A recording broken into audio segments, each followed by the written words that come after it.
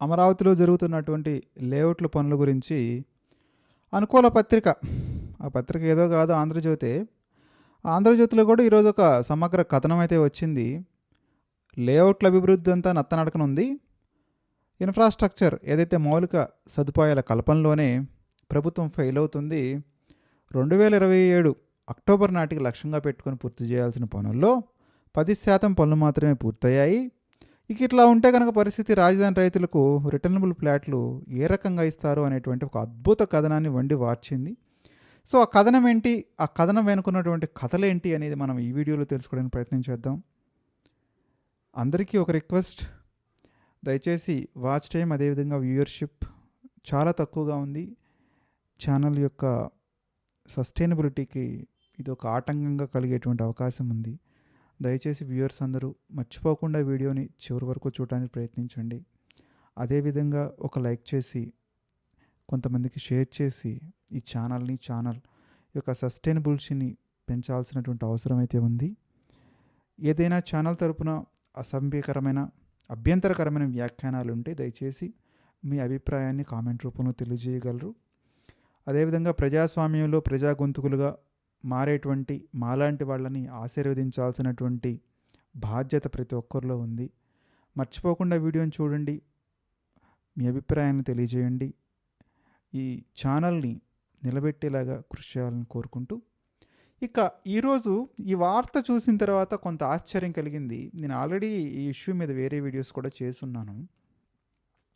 So పదే అదే రాతలు ఎందుకు రాస్తుంది జ్యోతి కానీ ఈనాడు కానీ అనేది ఇప్పుడు కొంచెం జనాలకి క్లారిటీ వస్తున్నటువంటి అభిప్రాయం కనిపిస్తుంది.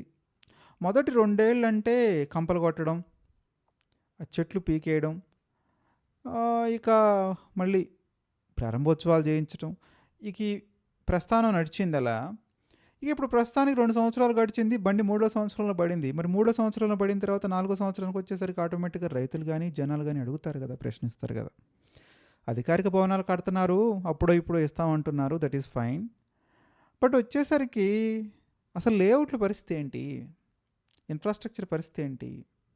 సో ఏదైనా ఒక ప్రైవేట్ నిర్మాణం జరగాలంటే ఒక లేఅవుట్ ఉండాలి. అంటే వీళ్ళు చెప్పిన దాని ప్రకారం ఏదైతే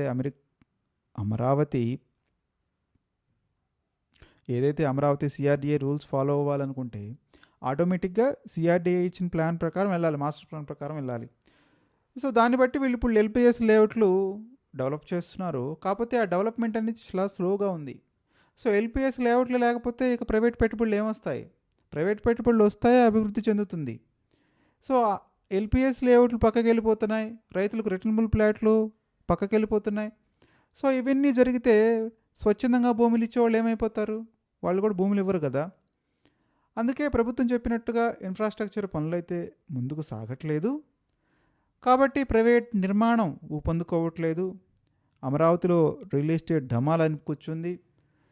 సో అధికారంలోకి వచ్చి 2 ఏళ్ళు పూర్తవుతున్నా కానీ, పనులు ప్రారంభమై ఈ ఏడాది పూర్తయినా కానీ లేఅవుట్లో అనుకున్నంతగా మౌలిక సదుపాయాల డెవలప్మెంట్ అయితే జరగలేదు. కేవలం 10% పనులు మాత్రమే జరిగాయి. సో ఆ పనులు ఏంటి, ఆ డెవలప్మెంట్ ఏంటి అనేది నేను మీకు ఇక్కడ క్లియర్గా ఇస్తాను, ఒకసారి మీరు కూడా చూడండి. సో బేసిక్గా రాజధానిని 13 ఎల్పిఎస్ లేఅవుట్లుగా విభజించడం జరిగింది. అందులో ఏమేమి ఇస్తారంటే ప్రధాన రహదారులు, వరద నీటి డ్రైన్లు, సివరేజ్ నెట్వర్క్లు, తాగునీటి పైప్ లైన్లు, పునర్వినియోగ నెట్వర్క్లు, విద్యుత్ అండ్ కమ్యూనికేషన్స్ లైన్లు ఏర్పాటు చేయాలి.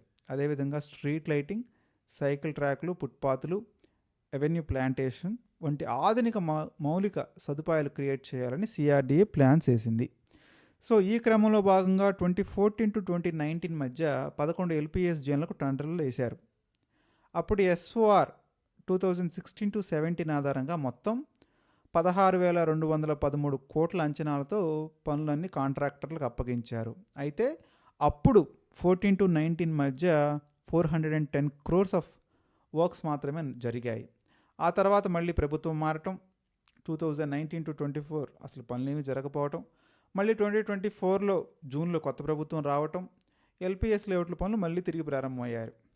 ఏదైతే రివిజైజ్ చేసినటువంటి రేట్స్ ఆధారంగా మళ్ళీ కొత్తగా ప్లాన్స్ రూపొందించి 12 ఎల్పిఎస్ జోన్లకి టెండర్లు పిలిచారు. 22,000 270 అంటే దాదాపు 6,000 కోట్లు ఎక్కువ. 6,000 కోట్లు ఎక్కువతోటి 22,270 కోట్లతోటి ఇప్పుడు పనులన్నీ కాంట్రాక్టర్లకు ఇప్పించారు. అందులో కేవలం 1,315 కోట్ల పనులు మాత్రమే పూర్తయ్యాయి. అంటే జస్ట్ 10% పనులు మాత్రమే పూర్తయ్యాయి. సో ఇలా గనక నత్తనడకన సాగితే గనక 2027 అక్టోబర్ నాటికి పనులన్నీ ఎలా పూర్తవుతాయి? ఇదే వేగంతో జరిగితే వచ్చే ఏడాది నాటికి సగం పనులు కూడా పూర్తి కావు అని వాళ్ళ పత్రికే ఆంధ్రజ్యోతిలో రాశారు. సో ఇక రాబోయేదంతా వర్షాకాలం. దాదాపు 3-4 నెలలకి పనులకి స్టాప్ చేయాల్సిందే. అరౌండ్ నవంబర్ వాటికి కూడా వర్షాలు ఉంటాయి. సో ఇక ఆ తర్వాత అక్టోబర్ అంటే మిగిలింది 7 నెలల కాలమే 2027 అక్టోబర్ అంటే. మరి ఈ షార్ట్ గ్యాప్లో మరి ఏం పనులు పూర్తి చేస్తారనేది కూడా తెలీదు. ఇక జోన్ల వారీగా జరిగిన పనులు చూసుకుంటే జోన్ 1ఏలో 448 కోట్ల పనులు జరిగాయి. అంటే 12% పనులే పూర్తయ్యాయి. జోన్ బిలో 463 కోట్ల పనులు జరిగాయి. ఇక జోన్ 2ఏలో 418 కోట్ల పనులు జరిగాయి. ఇక జోన్ 2బిలో 41 కోట్ల పనులు జరిగాయి. జూన్ 4లో 844 కోట్ల పనులు జరిగాయి. ఇక జోన్ 5లో 108 కోట్ల పనులు. జోన్ సిలో 103 కోట్ల పనులు. జోన్ 5బిలో 68 కోట్ల పనులు. జోన్ 9లో 166 కోట్ల పనులు. జోన్ 9ఏలో 94 కోట్ల పనులు. జోన్ 12లో 132 కోట్ల పనులు. జోన్ 12ఏలో 111 కోట్ల పనులు మాత్రమే పూర్తయ్యాయి. దీన్ని బట్టి వీళ్ళు రాస్తున్న దాని ప్రకారం, చెప్తున్న దాని ప్రకారం 2027 అక్టోబర్ నాటికి ఎల్పిఎస్ జోన్ల పనులు అవటం దాదాపు అసాధ్యం. మీరు కూడా మెరుగైన కామెంట్ రూపంలో తెలియజేయండి.